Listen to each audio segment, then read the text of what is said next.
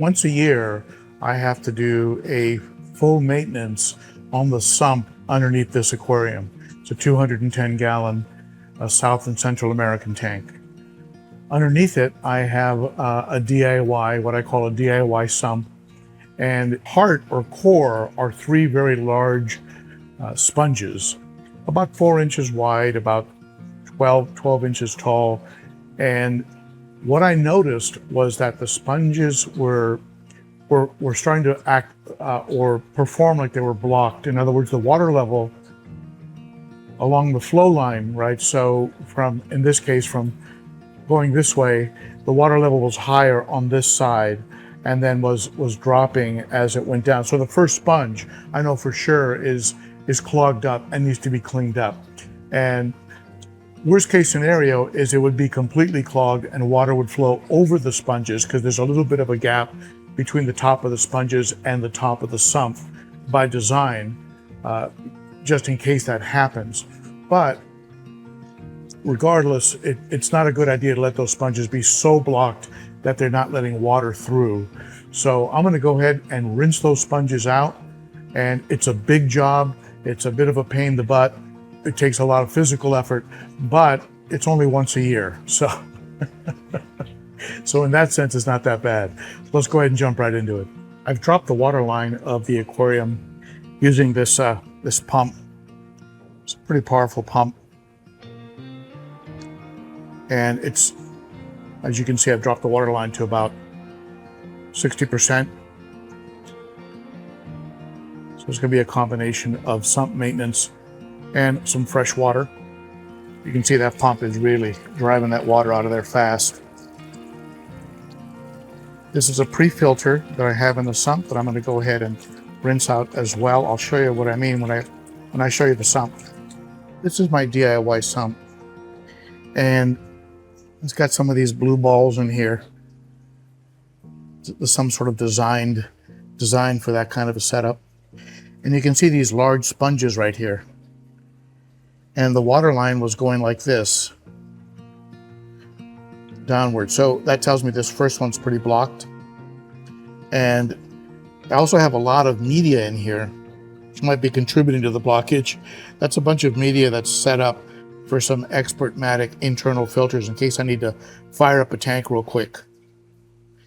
But I'm going to pull these sponges out and rinse them, and that's going to be quite the chore. I'll put some towels down here, and I've got these buckets ready to drop the sponges into them. So let's go ahead and jump into it. There's no way around it.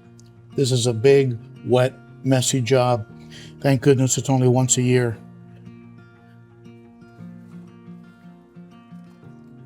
A humidity cover.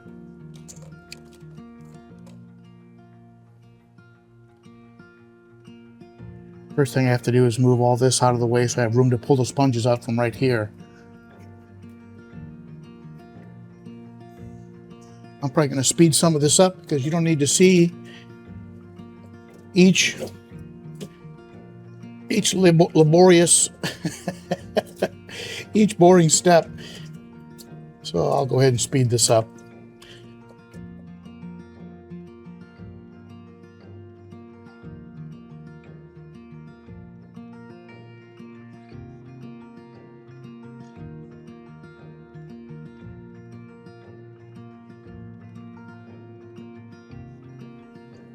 We got about 15 of these in here.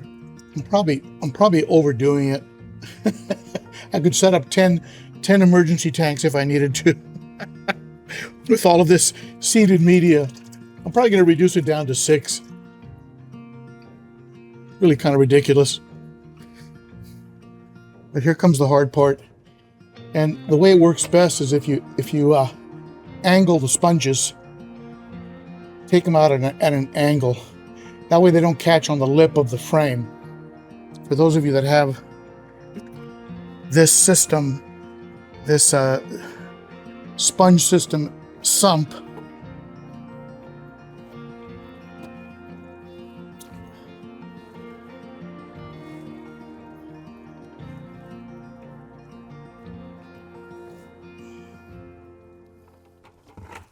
Some of you with hang-on back filters are laughing at me right now. I get it. Laugh away. This is hard work. I keep telling myself it's only once a year.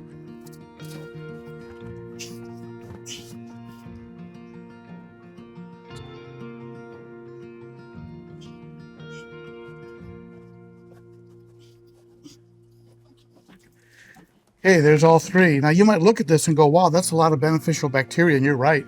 This is a lot of beneficial bacteria in these 3 buckets. But in this tank, as you know, my beneficial bacteria is primarily in the substrate. That's my beneficial bacteria media. So let's get these monstrous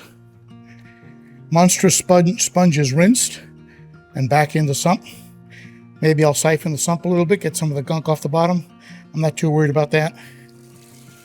You don't need to see me rinse all 3 of these because it's basically the same 3 times. Watching it once is enough. You can see all the gunk that comes out of this thing. It's amazing. Keep in mind, it's been filtering for a year. This is the one of the more coarse sponges.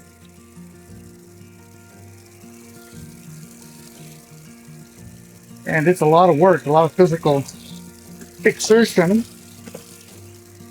Not for somebody who is old, weak, and fragile. I wouldn't recommend this system. I would recommend more of a traditional sump, maybe.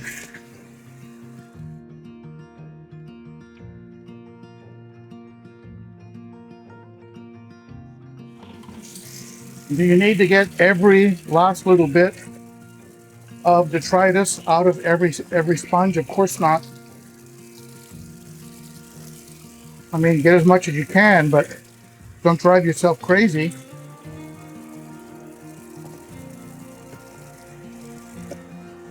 You know, you get a good percentage of it out, and you're in much better shape than you were before.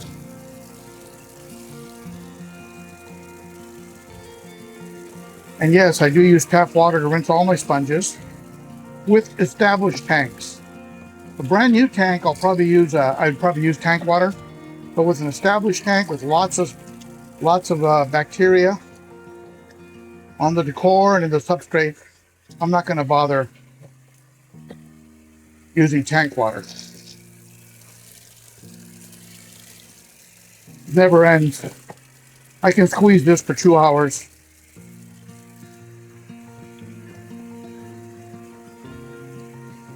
These are sponges from Swiss Tropicals, very high quality. These sponges will never break down. That's good enough. Good enough for this one. We'll get the other 2 going and put back in the sump.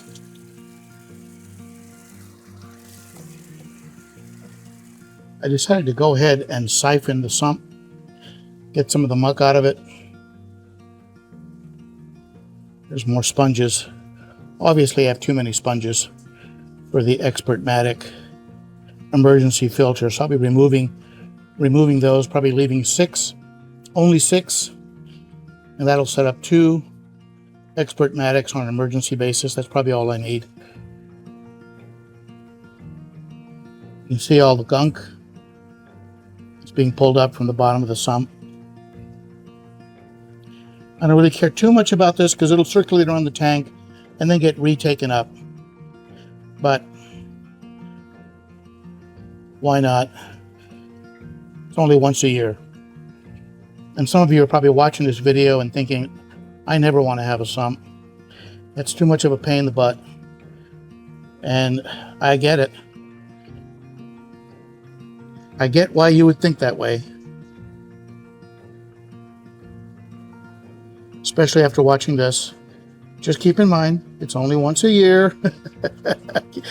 I keep telling me that more than you. And also keep in mind that the extra water of the sump helps provide additional dilution, which is always good.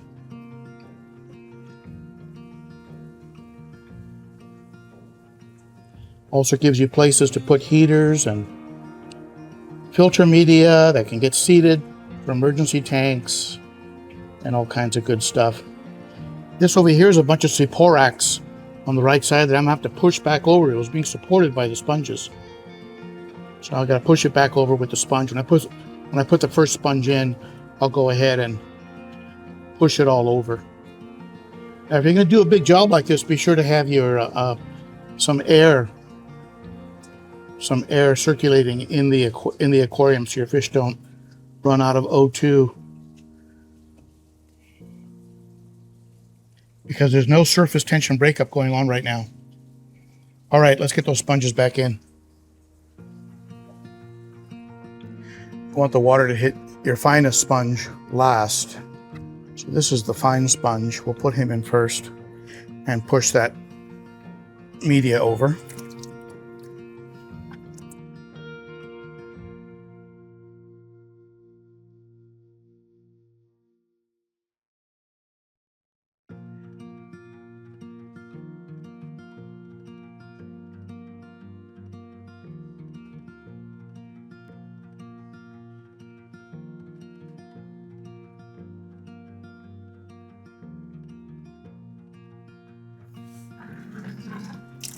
This one's a bit more coarse.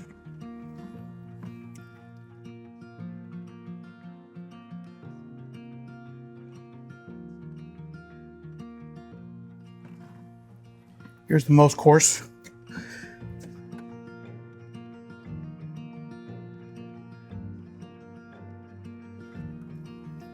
Okay, we're good to go. I'm gonna pull a bunch of sponges out of here because I only want 6 of them. I have way more than 6.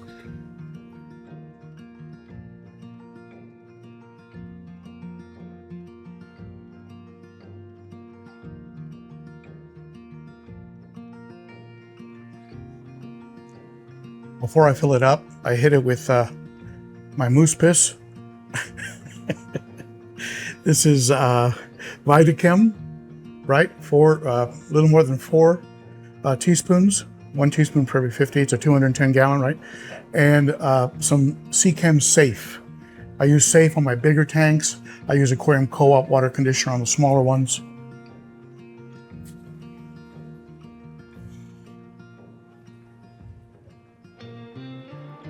So we're ready to start filling.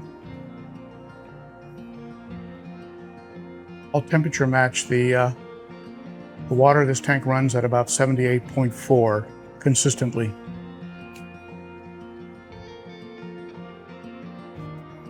Remember I mentioned a pre-filter that was sitting in the sink? This is the pre-filter, and it just sits right up here so that it's the first thing the water has to cascade through before getting to the sponges. I used to wrap a piece of pinky floss around the first one here, but that would get clogged up too quick. So I went with this coarse sponge as a pre-filter. And it just sits in the first slot here, the first compartment. All right, this is serviced technically and ready to go. We'll see what happens now. I'm gonna lean this back sponge a little bit so it supports a overflow that I have back there. It doesn't matter if there's a little gap in between. And there you go. There's the DIY once a year servicing. As soon as I fire it up, it's going to muck up the tank, and then all that's going to get reabsorbed very quickly, and we'll be good to go. All right, so we're all hooked up and running again, and you'll notice that the water line now is straight across, and what that means is that the front sponge is no longer blocked, and bringing the water line up to here and then gradually dropping it straight across, and that's how you know it's time to clean the sponges. I went ahead and removed a lot of those Expert-Matic sponges. I put a couple of them here just to have 6 of them. I want to have 6 of them at the ready in case I need to fire up a filter right away. I've got this sitting in there, this blue piece, as a pre-filter, So water has to run through that before it gets into this chamber. That's the annual servicing of the sump underneath the 210 gallon. I am exhausted. And that's the secret to my forearm workout. So you know about my foot. That's my workout. It's a lot of work rinsing those sponges, but it's worth it.